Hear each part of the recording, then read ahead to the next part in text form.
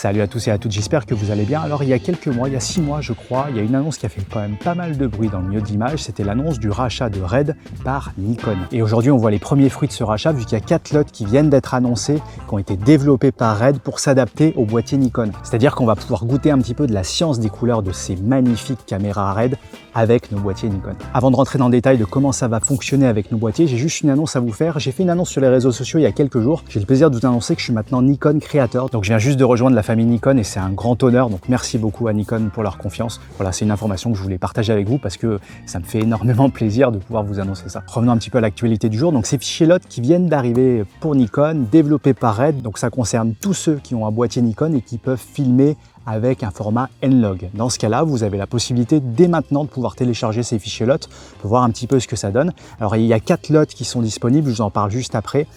Pour ceux qui n'ont pas suivi juste en quelques mots le détail de tout ça, donc il y a 6 mois, il y a Nikon qui a annoncé le rachat de Red, sachant que Red ne devient pas Nikon, hein. Chaque marque reste de son côté, mais Red maintenant appartient à Nikon. Ça va permettre de pouvoir faire des échanges de connaissances, de technologies entre les deux marques, donc c'est vraiment très intéressant, surtout pour une marque comme Nikon qui, je le rappelle, n'a pas de caméra de cinéma, contrairement par exemple à Sony ou à Canon qui ont des appareils photo, qui ont des caméras de cinéma. Nikon n'a pas de caméra de cinéma, donc c'est très intéressant ce rachat parce que ça va permettre à Nikon d'encore plus pouvoir progresser dans le domaine de la vidéo, même si les derniers boîtiers prouvent que Nikon sait faire déjà beaucoup de choses. Mais voilà, on voit le premier fruit de tout ça et c'est vraiment très intéressant pour la suite parce qu'il y a plein de choses qui peuvent être imaginées. Peut-être que les objectifs Nikon pourront s'adapter sur les caméras Red, peut-être que les caméras Red vont passer des codecs spécifiques au boîtier Nikon, je ne sais pas du tout, hein.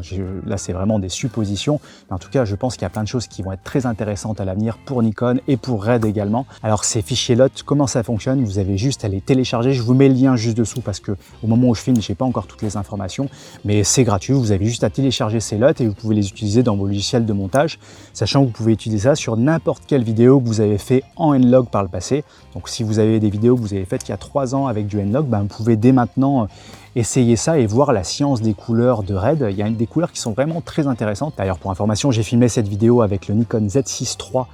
L'objectif, c'est le 50 mm 1.2 et j'ai filmé en format vidéo classique, donc en H265 10 bits.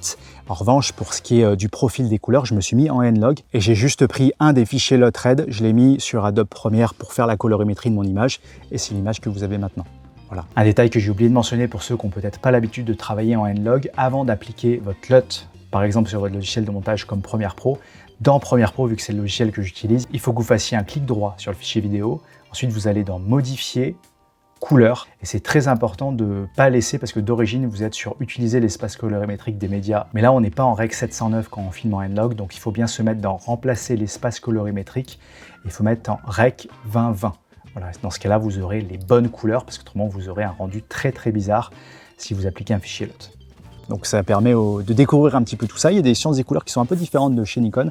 Et c'est vrai que dans le cinéma, Red est vraiment très réputé pour ses couleurs. Donc c'est très intéressant de voir ça. Alors ne confondez pas, hein. Là on parle de fichiers LOT qui sont pour des fichiers vidéo qui ont été filmés en N-Log. Hein, ça n'a rien à voir avec le N-RAW, ça ne concerne pas que les caméras qui savent faire du N-RAW, c'est-à-dire Z9, Z8 et Z6 III qui à l'heure actuelle peuvent filmer en N-RAW. Non, là ça concerne tous ceux qui ont un format de vidéo classique et qui ont aussi du N-Log. Un petit conseil pour ceux qui regardent cette vidéo et qui ne sont pas très à l'aise avec la vidéo ou qui débutent en vidéo, qui veulent expérimenter le N-Log, etc.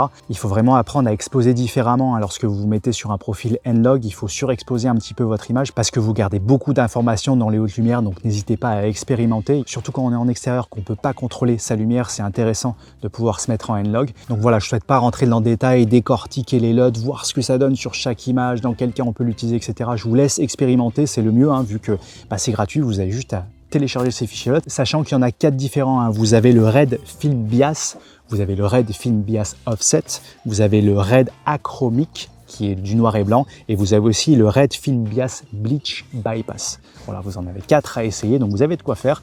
Allez vous amuser avec vos boîtiers, mettez ça ensuite sur votre logiciel de montage et puis expérimentez ces couleurs. Voilà, dites-moi ce que vous en pensez dans la zone de commentaires. Puis d'ailleurs, moi je suis en train de vous préparer une vidéo concernant l'exposition en vidéo et rentrer un petit peu plus dans le détail de ces nouveaux codecs, de ces formats N-Log, etc. Donc si vous avez des questions spécifiques par rapport à ça, n'hésitez pas à me les poser dans la zone de commentaires. Comme ça, je pourrai intégrer vos questions dans ma prochaine vidéo. Et en tout cas, moi je suis très impatient de voir la suite de ce que ça va donner, tout ça entre Nikon et Red. Parce que si on peut avoir un petit Red code, d'ici quelques temps, monsieur Nikon et Red, ça serait vraiment super, même si le N-RAW est génial. C'est vrai qu'il y a plein de choses qu'on peut imaginer. Bien, merci pour votre attention, j'espère que cette vidéo vous aura plu et vous aura été utile. Et on se donne rendez-vous très bientôt pour une prochaine vidéo. Salut!